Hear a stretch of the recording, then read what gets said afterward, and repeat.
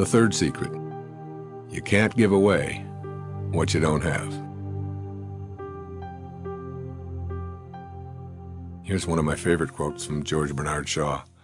No man who is occupied in doing a very difficult thing and doing it very well ever loses his self-respect.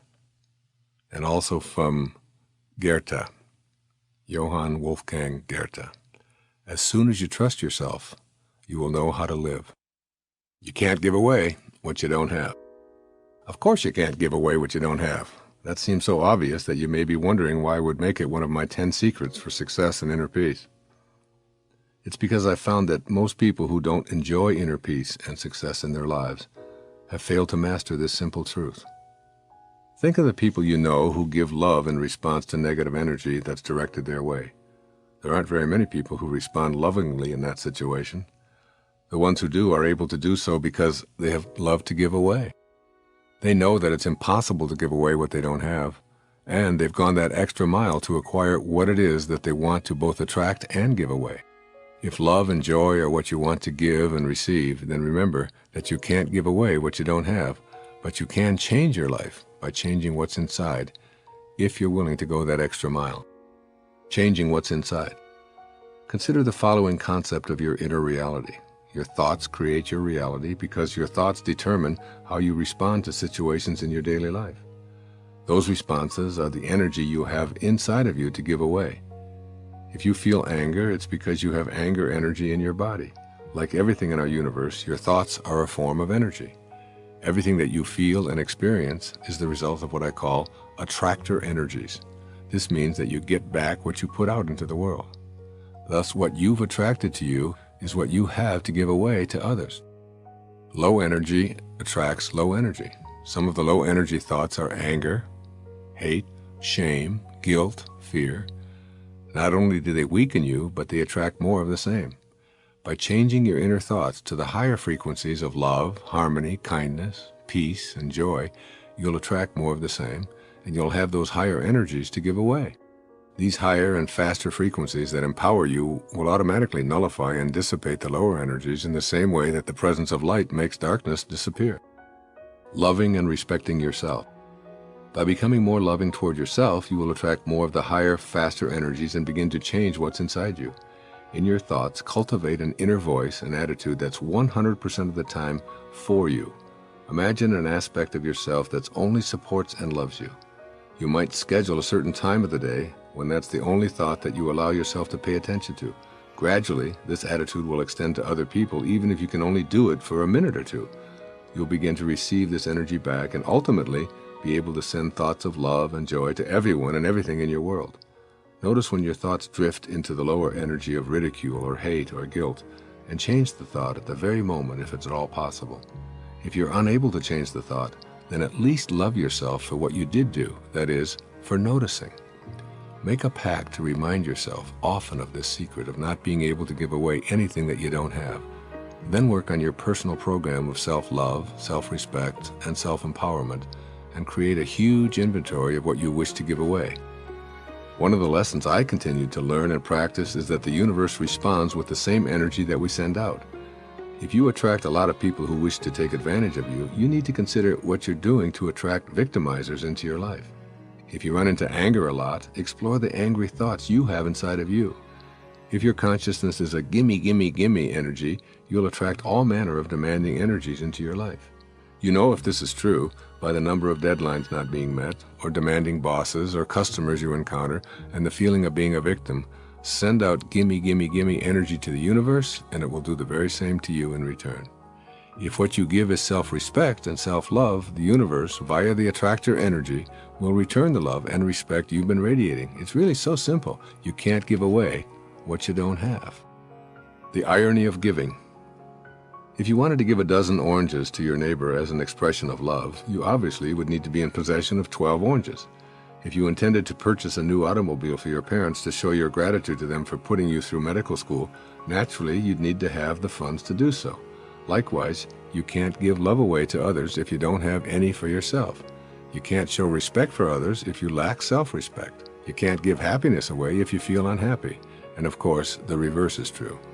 You can only give away what you do have. And all that you're giving away each and every day are items from your own personal inventory. If you give away hatred, it's because you've stored up hatred inside of you to give it away. If you give away misery, it's because you have a ready supply available from which to select and to distribute. This concept is simplified by a description of squeezing an orange.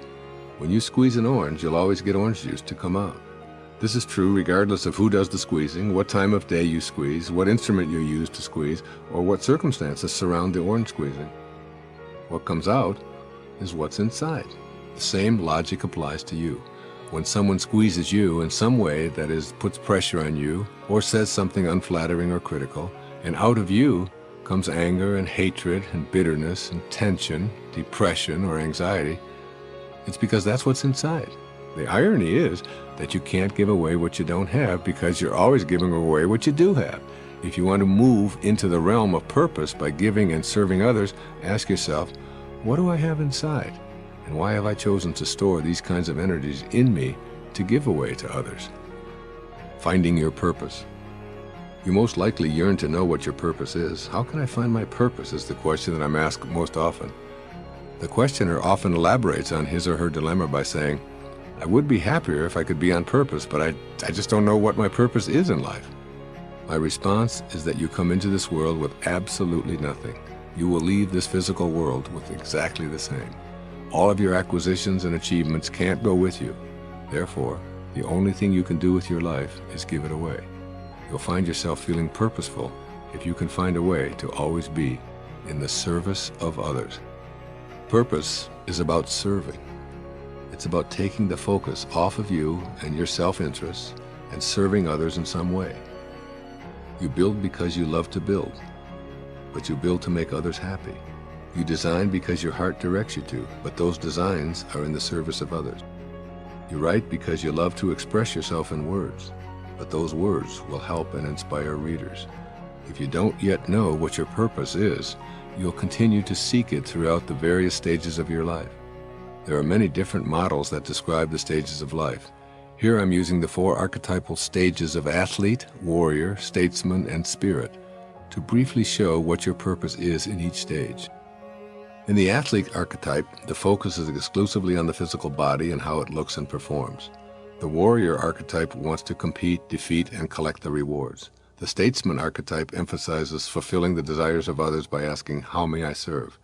At the final stage, and the highest that we know, is the archetype of spirit. At this stage, you realize what is meant by being in this world, but not of this world. The spirit part of you knows that neither the body nor this world is its exclusive domicile. This spirit archetype invites you to minimize your material world concerns and to put more of your energy into the essence of life, which is love and service. As you progress through these 4 archetypes, you'll find yourself thinking less and less of your own self-interest and more about how you can make the world a better place for all. In this way, you discover a great truth.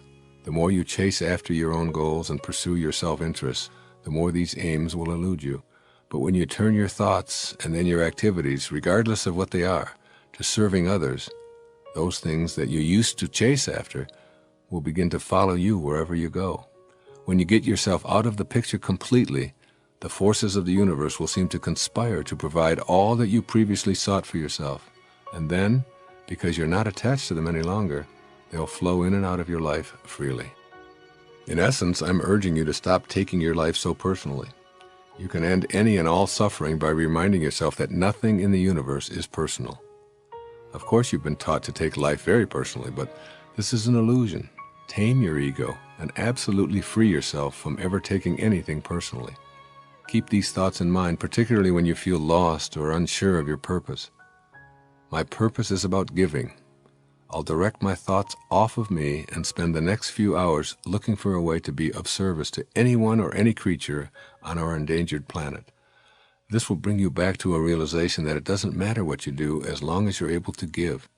In order to fully give and be of service and ultimately feel purposeful, you must be able to say yes when you ask yourself, do I really possess what it is that I wish to give away?